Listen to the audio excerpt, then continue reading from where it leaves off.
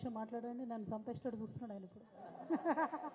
Only 1 minute brother, నీకు దండం పెడతా. స్పీచ్ సూచన ఇప్పుడు 24 సంవత్సరాలుగా విద్యార్థి రాజకీయాల్లో ఉంటూ గట్టిగా స్పీచ్ చెప్పి 24 సంవత్సరాలుగా విద్యార్థి రాజకీయాల్లో ఉంటూ ఈ సమాజంలో ఉన్నటువంటి అణగారిన వర్గాల పట్ల, అణగారిన వర్గాల హక్కుల పట్ల పనిచేస్తూ ఇంటర్ కాస్ట్ మ్యారేజ్ చేసుకొని ఒక డాక్టరేట్ అయ్యి ఇవాళ కేసీఆర్ గారి నాయకత్వంలో బలైన వర్గాల హక్కుల కోసం కార్పొరేషన్ చైర్మన్గా నియమించబడ్డటువంటి ఒక బలైన వర్గాల నేత మీరు పిలిస్తే వచ్చినాం ఇక్కడ. ఇవాళ బలైన వర్గాల పూలన్నీ ఒక దగ్గరికి పేర్చి, ఆ బలైన వర్గాల పూలన్నీ పేర్చినటువంటి పూలను దండగా మలిచి, ఆ దండను అంబేద్కర్ విగ్రహంతో పాటుగా పూల విగ్రహాన్ని అసెంబ్లీ హాల్లో ఏర్పాటు చేస్తే ఆ దండగా ఏర్పాటు చేసి ఆ దండ వేయాలని ఆలోచన చేసిన బతుకమ్మకు మా కవితకు శుభాకాంక్షలు తెలియజేస్తూ, కిరటం నాకు ఆదర్శం పడుతున్నందుకు కాదు, పడినా లేస్తున్నందుకు అనేటువంటి ఒక భావన ఒక తత్వవేత్త చెప్తాడు. నా గొడవకు సంతృప్తి, అన్యాయాన్ని ఎదిరిస్తే నా గొడవకు సంతృప్తి, అన్యాయం అంతరిస్తే నా గొడవకు ముక్తి ప్రాప్తి అంటాడు ఒక మహానుభావుడు. ఇక్కడ ఉన్నటువంటి కాలోసి ప్రపంచంలో ఎక్కడ అన్యాయం జరిగినా ఎదిరించడానికి సిద్ధంగా ఉండనటువంటి మా చేగువేర స్ఫూర్తితోటి ఇవాళ రాజ్యాధికారం దిశగా మాసమెత్తు బంగారం కంటే ఈసమెత్తు అధికారం అనేది ఇంపార్టెంట్.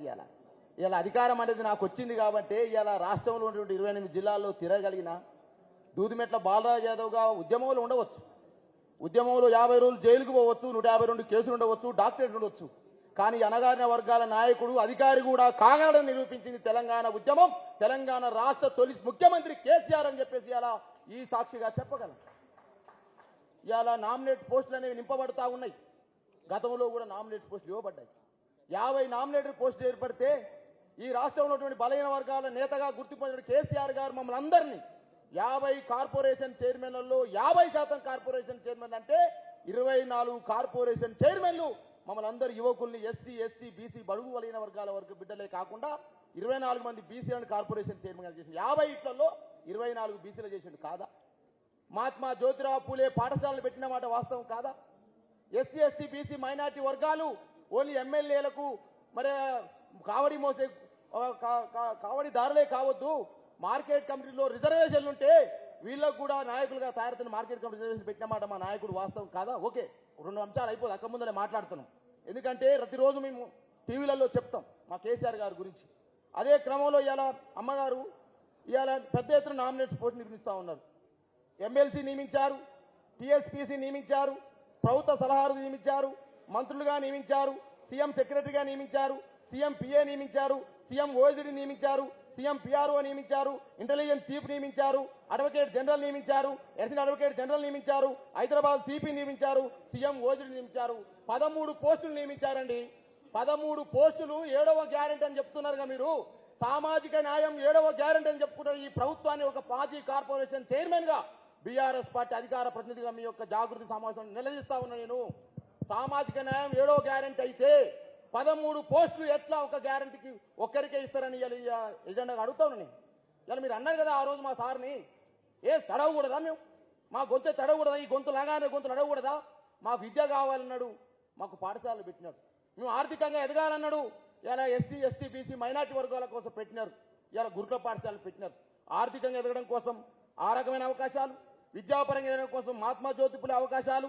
ఇవాళ ఎస్సీలు, ఎస్టీలు, బీసీలు, మైనార్టీలు లండన్ విద్యలంటే, ఫారెన్ విద్యలంటే దొరకనటువంటి పరిస్థితిలో అంబేద్కర్ ఓవర్సీస్ పేరుతో నా దళిత బిడ్డలకు, మహాత్మా జ్యోతిరావు పూలే పేరుతోటి ఇవాళ బడైన వర్గాల బిడ్డలకు, ఇవాళ అగ్రవర్ణాల పేదలకు కూడా బ్రాహ్మణులకు కూడా ఇలా మరి బ్రాహ్మణ వృత్తి పథకాన్ని పెట్టినటువంటి మహానాయకుని కేసీఆర్ గారు ఏమో నేను చెప్తా ఉన్నా.